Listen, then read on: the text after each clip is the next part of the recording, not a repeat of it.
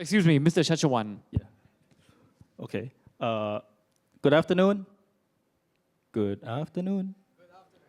Yeah, thank you. Just to make sure everybody is still awake after the good lunch that we have. Now we come to the afternoon panel. Hopefully you are not getting sleepy, yeah? And with the great panelists, so I'm sure we are going to entertain you through the afternoon.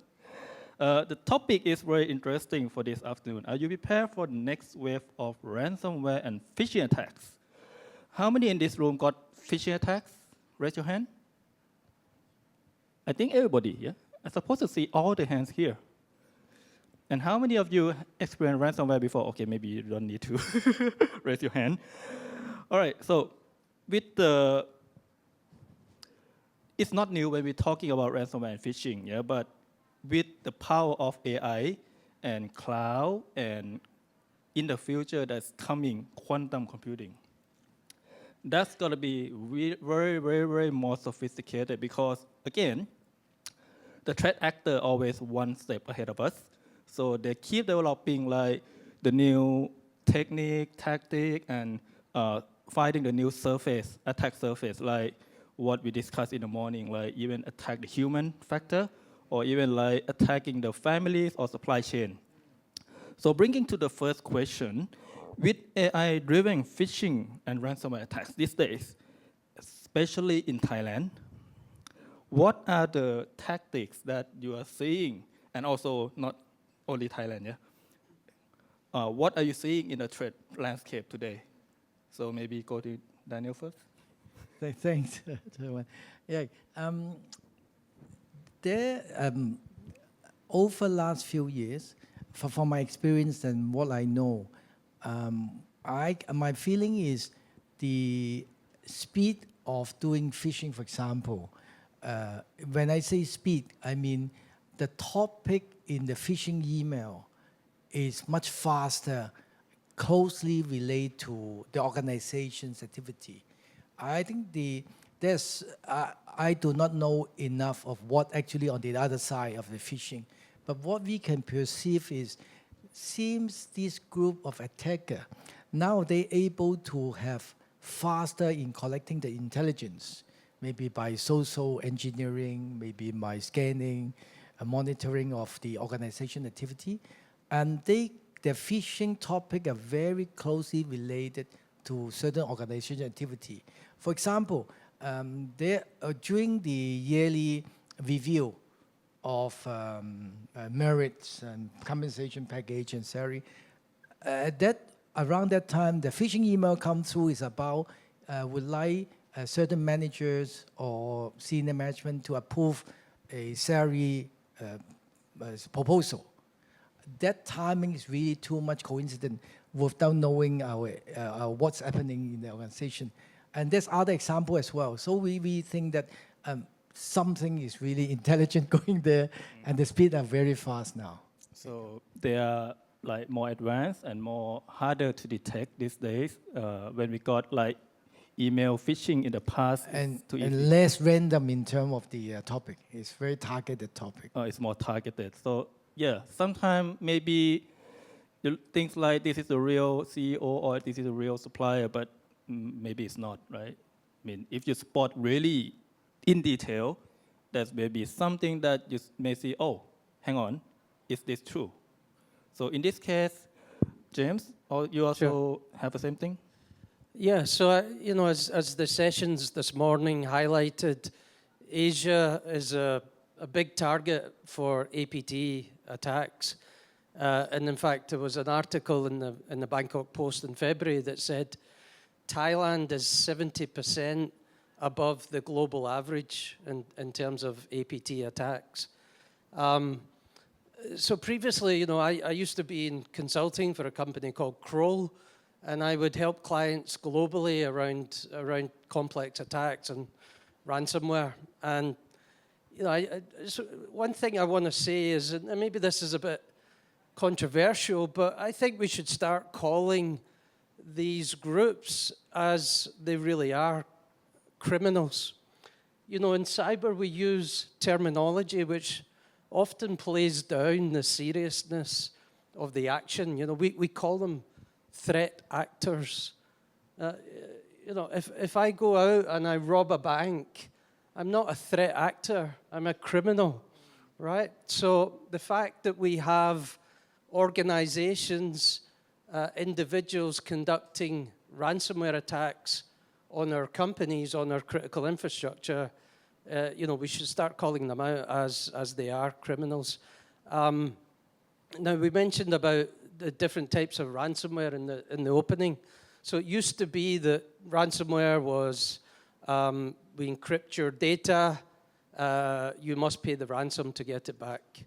And then it moved on to double extortion, where encrypt the data, but also steal the data and publish it.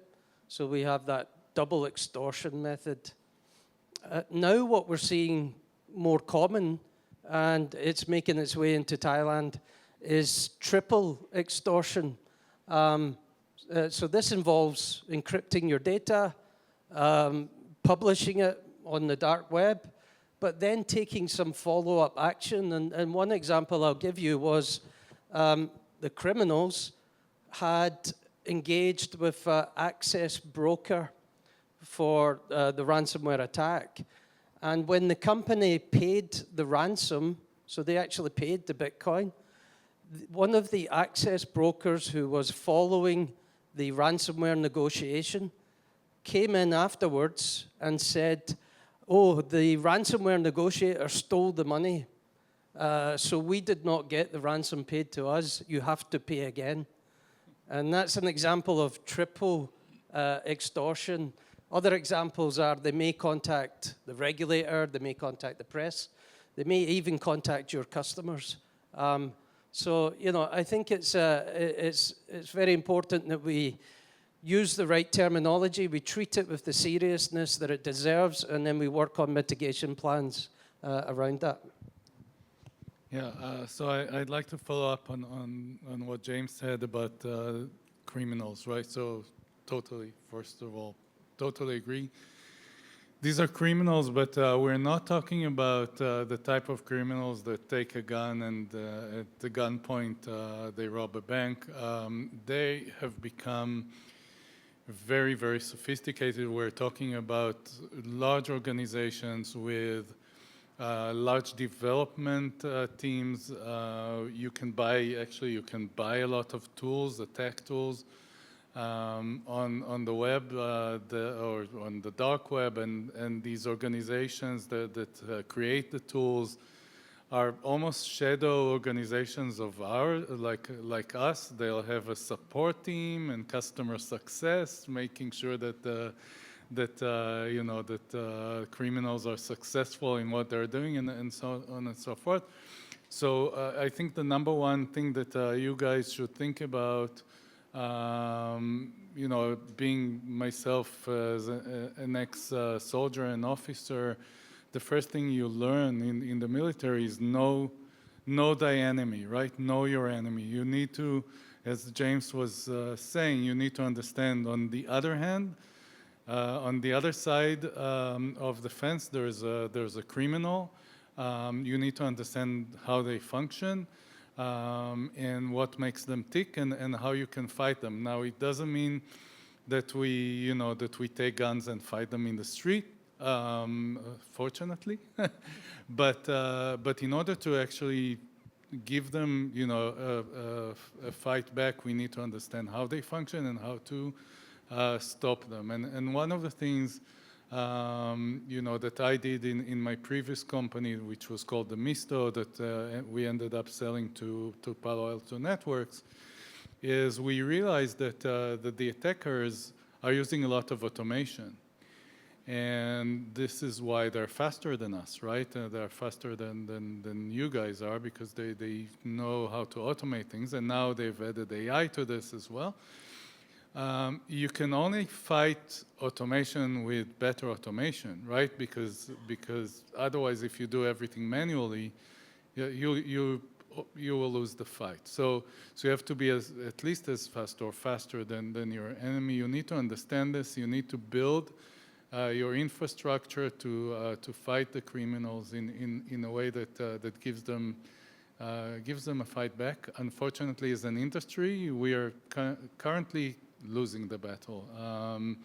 A lot of organizations, I'm sure here, everywhere around the world, healthcare specifically is being targeted all over the world. We've had, in my country, in Israel, we've had hospitals down for a few days because of a cyber attack. These things are very, very painful. And unless we use, better tools than our enemies, and unless we know how they function, we won't be able to stop them. That reminds me of like the call center scam in the border of this country. They are the well-structured organization, right? They have like recruitment departments, so where they come hunting for the people in Thailand and do this kind of job, and that's really painful. So the Thai government really working very hard to fight against this group. But until now, we already lost a lot of money as well because of being the prey of this scam call center gang. So, and James, what triple extortion mean again? So it's basically they will encrypt the data, but they will have stolen the data beforehand. So you pay for the decryption, but then they will threaten to release the data on the dark web.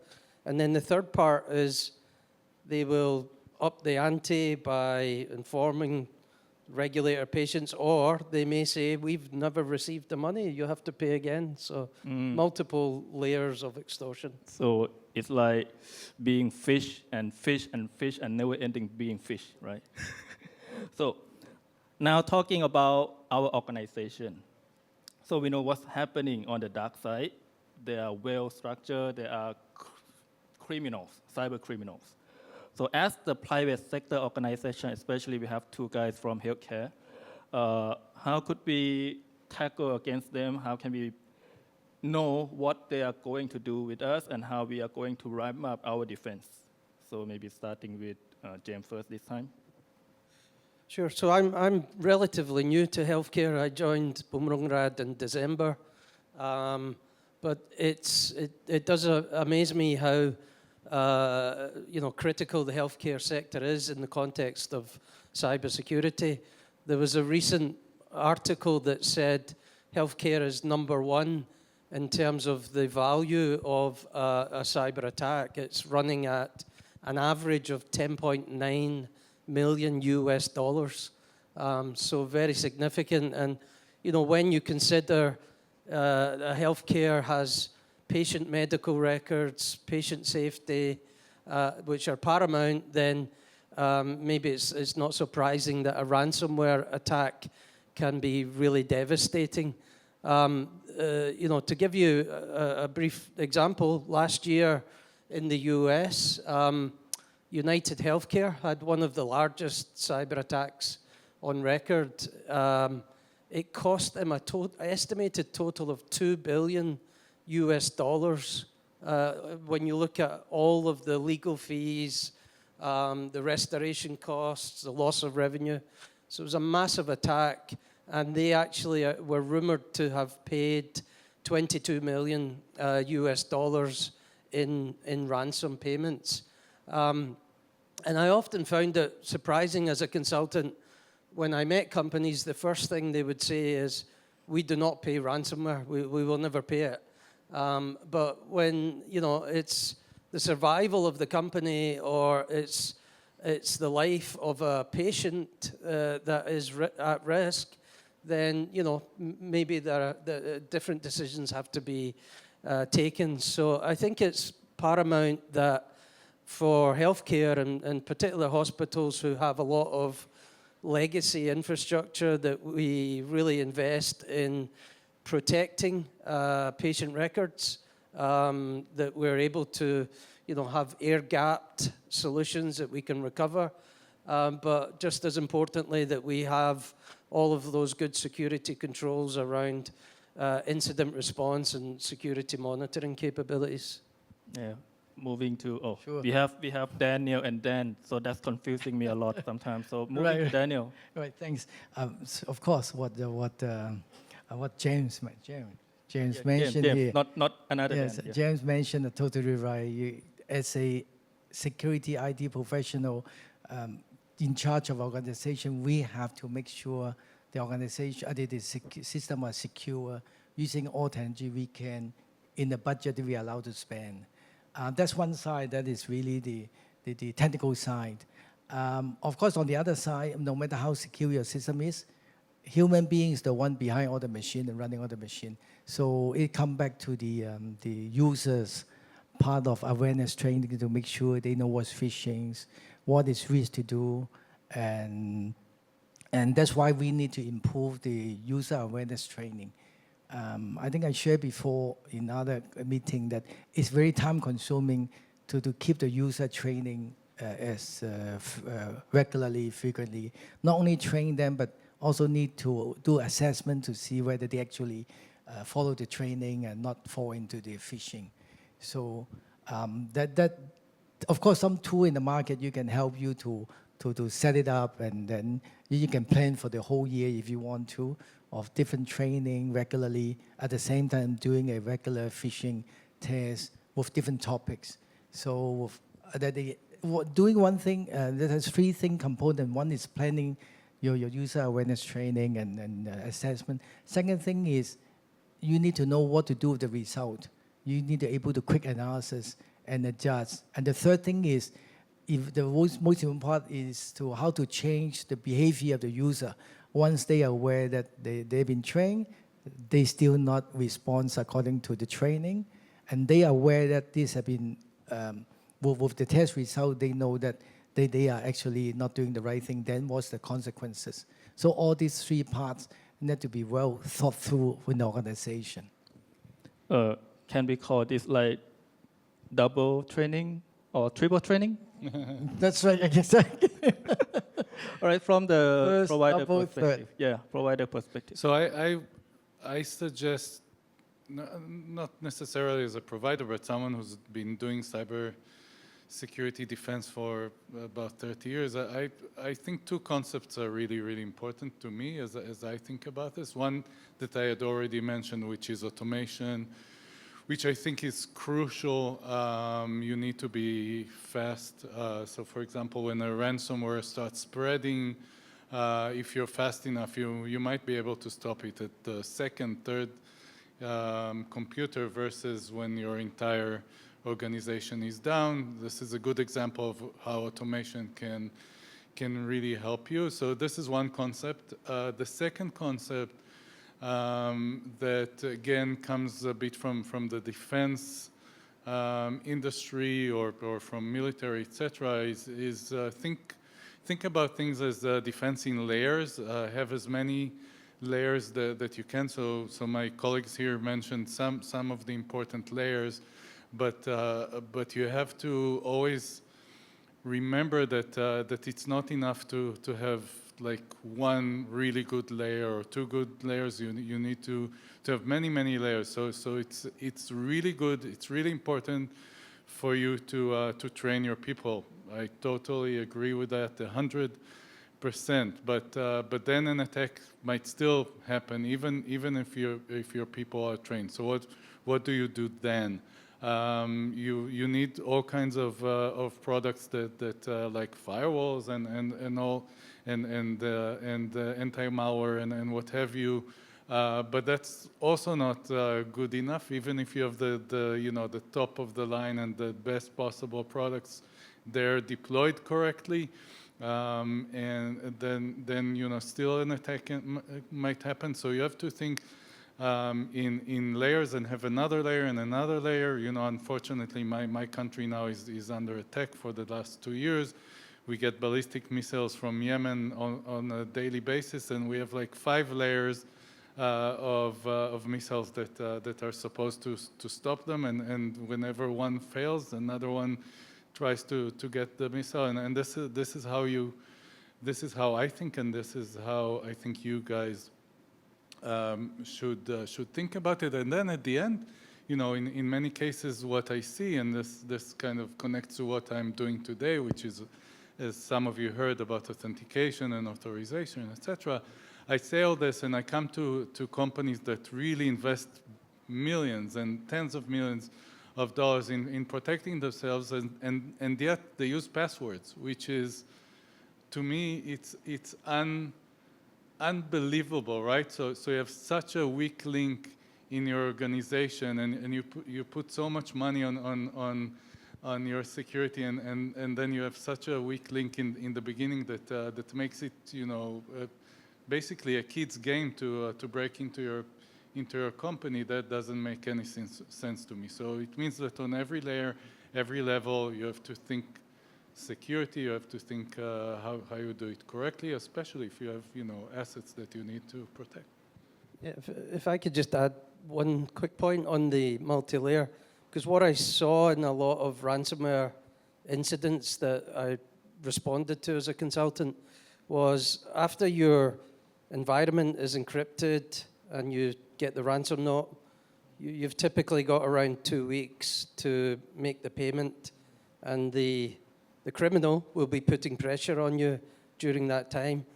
One of the things that they will typically say is, to show you that we are serious, we will launch a DDoS attack within the next 3 days, and that will typically happen. And then they will say, if you haven't responded by day 10, we will launch a major DDoS attack to take down your services. So during that time, you are racing to build defenses that you may not already have. And a good tactic is to engage with a ransomware negotiator to buy you extra time in order to build some of those layers that, let's face it, they're not always in place when the incident happens. Yeah, so basically, we need to think about incident response process and being detect and respond as early as possible. And all the effort that we did, we still need to think that we're going to get ransomware one day, right? So things like this will help us not only protecting our assets, but also ramp up the security in multiple layers. Yeah, so we call like defense in depth, and then we think about protecting or ramp up the human factor as well. So all this has to be done in parallel. So talking about the current situation globally, not geopolitics for now, but COVID. COVID. I was like a little bit nervous joining today's event. The new wave, because, okay, there's a surge again in coronavirus outbreak in Thailand, for example. So right now, as of yesterday, we had the government announced like 60,000, yeah, people that already have COVID infected in Thailand, yeah, for example. So with COVID, it may bring us back to the day that we need to work from home again or being locked down again for traveling. And people cannot go to the office, for example. So what do you think if we invest like multiple layers, like of building a fortress, but then people will work from home? Anybody? So I think this is, as an industry, this was solved more or less. It hasn't been that long ago. So we have everything. I hope all of you guys have everything in place. In at least the most countries that I visit, working from home is still a thing. Many offices, people come to the office, but in my company, for example, many employees don't come every day, and then it's fully okay. So we are built, if COVID hits again now, I think it won't be the same shock that we had in the beginning. We know what to do. We know, but I do think that we need to think about this as this will be forever, right? That there'll be we will never go back. I think in the next 100 years we will not go back to where we were before COVID. Yeah, I think so. COVID, I don't think it will go away. Even after this wave and more waves to come and things evolving all the time. But I'm glad that we have one COVID before, then most of the company probably well prepared for the online engagement, marketing online, doing business online, meeting online. It did happen that I see in the workplace, people got COVID, but sometimes the symptom not as bad, just test positive, but can recover quick. But of course, depends what strains of COVID it is. I do believe we prepared and hopefully not getting too worse and not totally shut down. Yeah, hopefully the organization already learned from the last outbreak and they got everything documented. I think hospital, how can everybody work from home? Well, you know, doctors and nurses cannot work from home, right? Although there are advanced robotic surgical machines now that can be controlled remotely. But unfortunately, I don't think people do a good job at lessons learned. You know, we tend to go through the same risks over and over again until the risk is no longer prevalent. But one of the things I saw during COVID as a consultant was that many companies had not realized the impact on their supply chain or their critical services. So, for example, some customers, their SOC could not operate 24/7 because they lost key personnel and they did not have enough people to do the 24/7 shifts. So, you know, it is a bit back to basics of looking at your business impact analysis, looking at your critical supply chain, and identifying what are the risks if they are not available, if they cannot meet the RTO for whatever reason. But James, I agree with you. People, in fact, is the people driving in many things. And that's why people go for automation, for AI agents to do their regular works. Hopefully that one will work 24 hours. But of course, eventually, when the high decision making, all those who will still rely on the human being. I think that could be blended into the organization like business continuity plan. One scenario is to get outbreak again and everybody work from home again, right? So that's the forward thinking. Then now we move a little bit to the future. So what do you think the advanced ransomware going to be in the future and what type of emerging trend that they're going to be in the future? So maybe start from you. Oh, future is very hard to predict, but look, we're now going through a huge revolution, right? With the AI, we still don't grasp it enough, and the speed in which things are being developed is just unprecedented. So I don't know where it's taking us, but since we are all security folks here, I think it's our job now to figure out what's going on, to understand what's going on, and to do what we've done all these years, which is to allow our businesses to do their thing and to continue to develop, but also with an eye on making sure that we don't introduce more security issues. So and AI, like AI is coming to all of your organizations, and it's already there probably. And like every new technology, you know, as security folks, we might be a bit behind in giving all the responses we need to do. So in some cases, the security team is strong enough to say, no, you know, this is like in banks, etc. In some cases, they'll say no AI. Nobody uses Gemini. Nobody uses ChatGPT, and etc. But in most cases, this is not going to happen. And even the banks know that they won't be able to stop it for a long time. And some banks realize also that they can save a lot of human resources, etc. by adopting more AI and also competing with other banks. They can compete better if they move into AI faster. So us as security professionals, we need to first of all analyze and understand what are the new issues, and some are, by the way, are old issues, right? But maybe in a bigger way with AI in some cases, and use the same kind of in many cases the same principles that we used before, just apply them to AI. So for me, for example, an agent that develops code, for example, is exactly like a developer that develops code. So I need to make sure that the agent has the same guardrails as a human being. So if my developer is not allowed to access certain things, then the agent should not be allowed to access these things, and vice versa. And since I make very much sure that when a developer goes into my systems and touches the code, I know exactly who that is.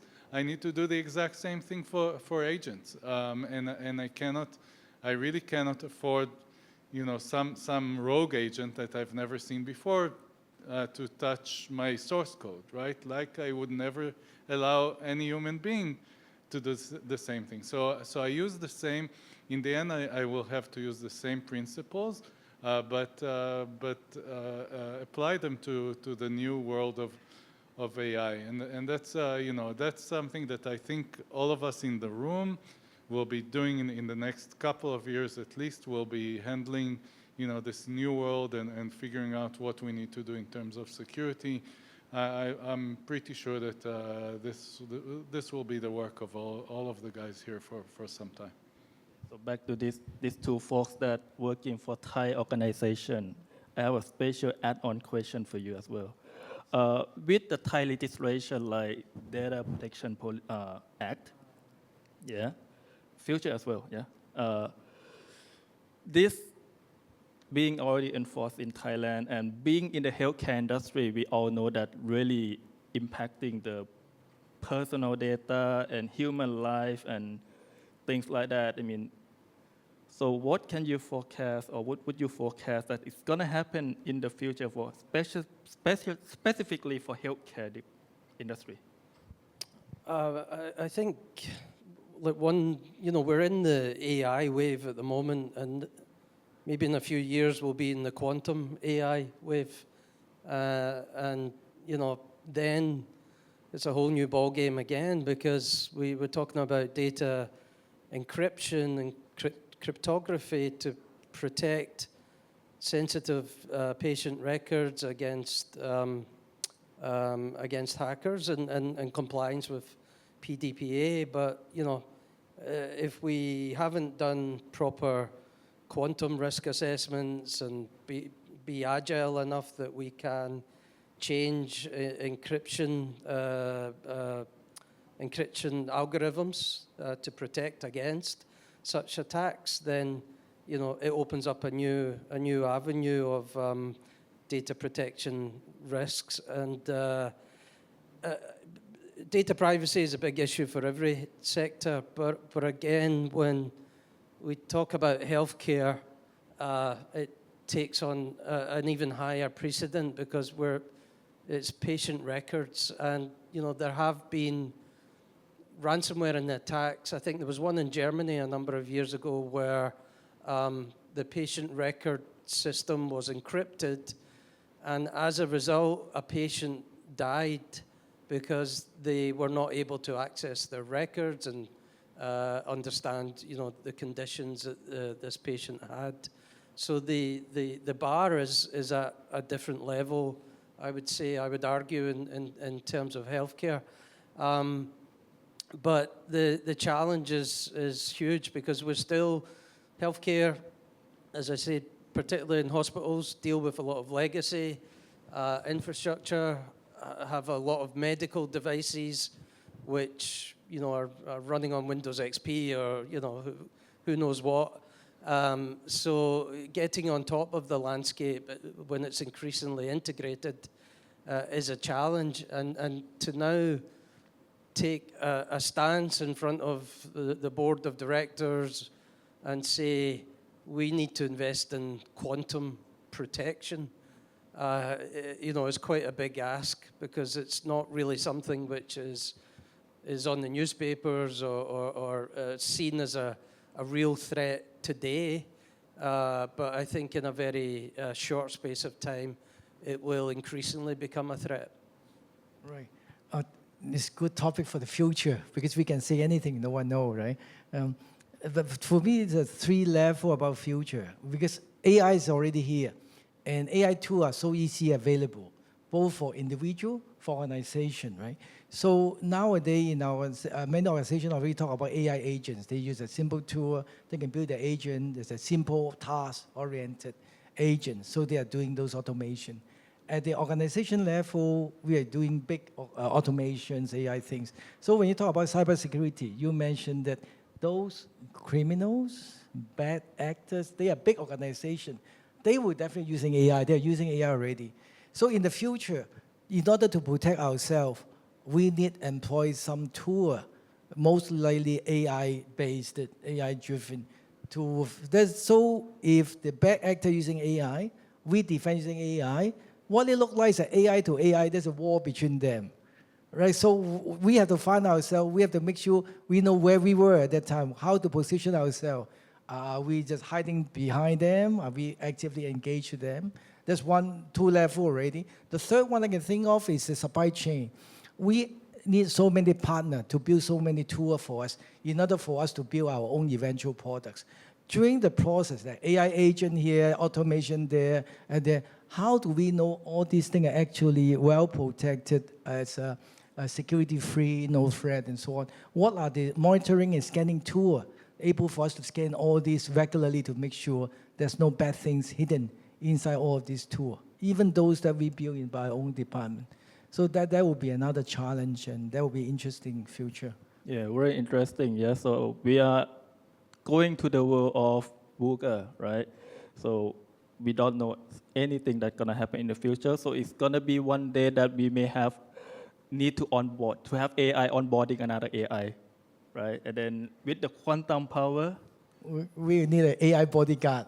yeah, AI bodyguard. And then with the quantum power when it comes, so it's gonna break all the encryption methods that we have these days. So we need to think about that. And it's really directly related to how we safeguard our personal data as well, because all the techniques that we are using this day, like tokenization or key encryption, that would be destroyed.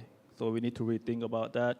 Maybe we need to think back to the basic, what kind of data and how we're gonna safeguard the data that we need to keep, right, and make sure that they are available. Think about it's already leaked, to be honest. So I think all of our data already leaked somehow. And the important is we cannot change our identity. We can change username and password. We cannot change our fingerprint, or we cut the finger, right? So now it's going to, I think we got very good viewpoint from all the experts here, and it's very, very informative. I think now it's go to the question and answer Q&A. If you have any question from the audience.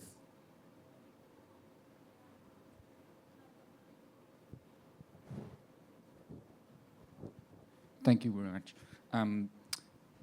What will be your first response if you know that your system has been ransomed? And will you pay it? My default advice, having seen many ransom attacks, is pretend that you are going to pay to buy extra time during the negotiation. The final decision to pay or not to pay, I would never give advice whether you should or not, because it depends on your own organization, it depends on your risk posture, it depends on what has been stolen and the impact that that would have on lives, on the organization survival. So, I would not make a statement of pay or not pay. All I would say is be prepared, and during the heat of a ransomware attack, you will be bombarded with many different attempts by the threat actor or the criminal to make you pay. and therefore it's very often a good tactic to have on a retainer, a ransomware negotiator that knows the particular criminal organization.